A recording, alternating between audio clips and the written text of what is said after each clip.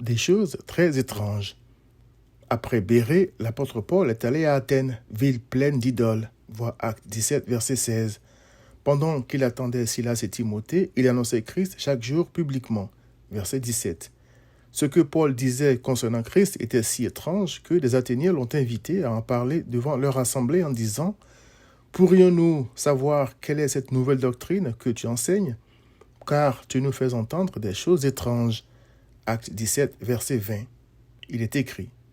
Paul, debout au milieu de l'aréopage, dit « Homme athénien, le Dieu qui a fait le monde et tout ce qui s'y trouve, étant le Seigneur du ciel et de la terre, n'habite point dans des temples faits de mains d'hommes. Il n'est point servi par des mains humaines comme s'il avait besoin de quoi que ce soit. Lui qui donne à tous la vie, la respiration et toutes choses. » Acte 17, 24 à 25. Commençons par 3 de ces choses étranges concernant Christ. Premièrement, dire qu'un seul Dieu avait fait le monde et que lui seul était le Seigneur du ciel et de la terre était une chose impensable et très étrange pour les Athéniens. Athéna, par exemple, était leur déesse de la guerre, de la sagesse, la protectrice d'Athènes. Quant à Poséidon, il était le dieu de la mer, de la navigation, des tempêtes et des tremblements de terre.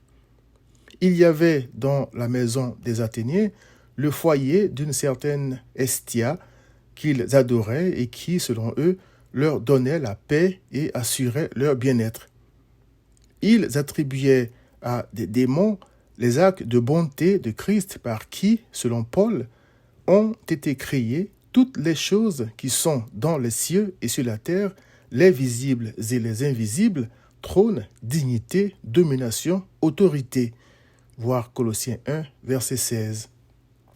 Deuxièmement, dire aux Athéniens que le Seigneur Jésus était si glorieux qu'il ne pouvait habiter dans des temples faits de mains d'hommes, voir Acte 7, verset 49, était très étrange car ils construisaient des temples massifs et d'énormes statues parce qu'ils étaient persuadés que leur Dieu y habitait.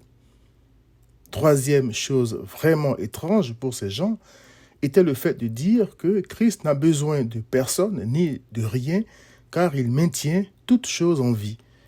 Colossiens 1, verset 17. C'était étrange parce que les dieux athéniens avaient besoin d'eux, de leurs services, prières et sacrifices, faute de quoi ils se mettaient en colère et exigeaient de plus grands sacrifices. Paul leur disait que Christ, un homme, était le temple de Dieu, qu'en lui habitait corporellement toute la plénitude de la divinité, voir Colossiens 2, verset 9, et que Dieu était en Christ, réconciliant le monde avec lui-même, voir 2 Corinthiens 5, 19. Comment est-ce que l'Éternel Dieu, dont le ciel est le trône et la terre le marchepied, voir Acte 7, 49, pouvait-il contenir dans un corps mortel? Chers amis, les Écritures disent que ces choses ne sont pas seulement étranges, elles sont une folie pour l'homme. Voir 1 Corinthiens 2, verset 14.